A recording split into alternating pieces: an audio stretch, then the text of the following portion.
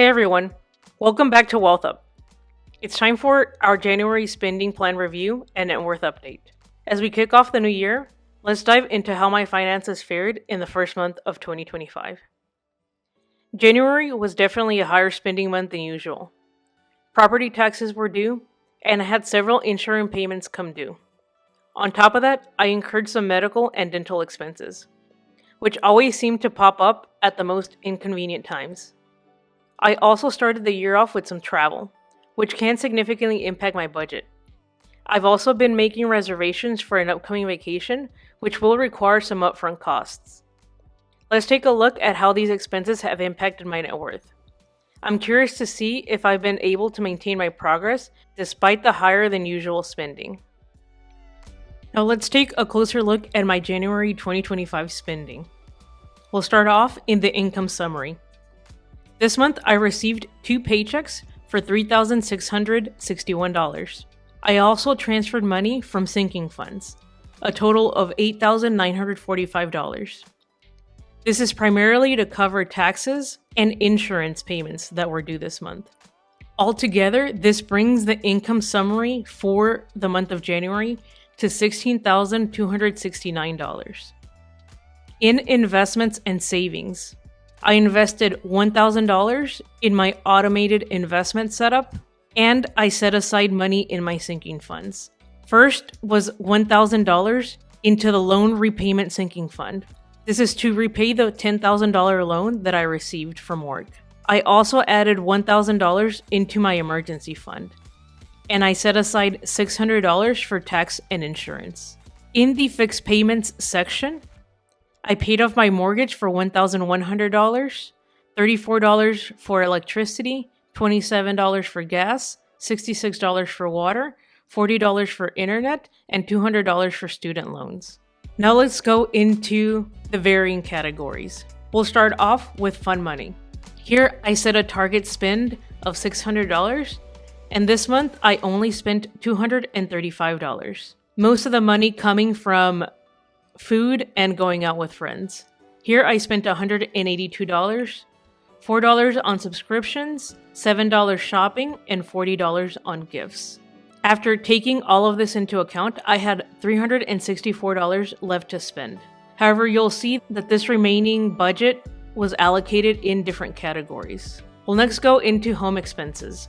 Here I spent $319 on groceries, $311 on things for around the house, and $93 on car expenses, primarily gas. Adding all of these up brings the total spend in home expenses to $723. And you'll see that my target was only $500, meaning that I overspent by $223. However, because I had money left over in fun money, I was able to move this over to help cover these expenses.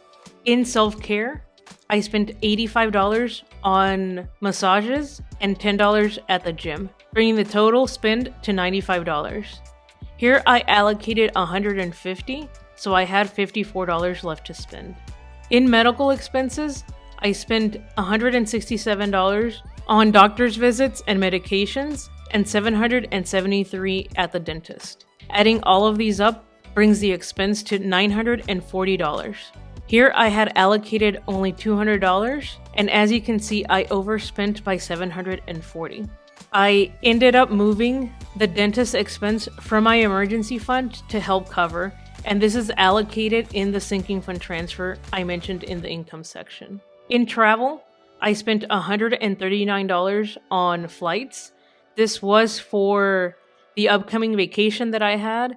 I also spent $116 on a hotel stay during the travel I had at the beginning of the year, and I set aside $744 into my sinking fund, which I will use in the coming months to help cover the expenses for the upcoming travel. In the other category, this was for taxes for my primary residence, for my rental property, as well as insurance payments. This totaled $8,100. All of this came from sinking funds, so I just moved the money over from those accounts. Let's take a look at the summary. For the month of January, I had $16,269 come in. I spent $12,564. I invested and saved $3,600, and I have $105 left to spend. I will be rolling this over into February. Let's take a look at the spending plan. Let me take a moment to update it. It all looks good. We'll leave this as is for now and go into my net worth. For those of you new to the channel, net worth is a way to measure your financial health. It takes into account all of your debts or liabilities. For me, they are mortgages on my primary residence, as well as a rental property, student loans, and a loan I got at work. And assets, which are anything you have of value. They are the two properties, my car, investments, and cash. For January, my mortgages totaled $308,200. My student loans were $9,680, and I still owe $10,000 for the work loan.